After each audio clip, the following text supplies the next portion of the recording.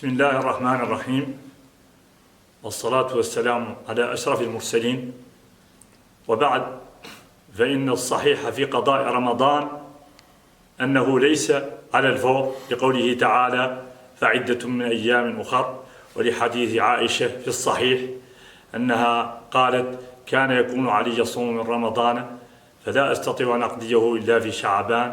لمكان رسول الله صلى الله عليه وسلم. ومن أخر هذا القضاء إلى أن يدخل رمضان آخر فهذا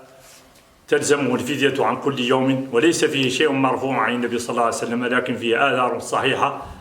عن ابن عمر وابن عباس وأبي هريرة رضي الله عنهم. والصحيح أن الشخص يمكن أن يقدم لإطعامه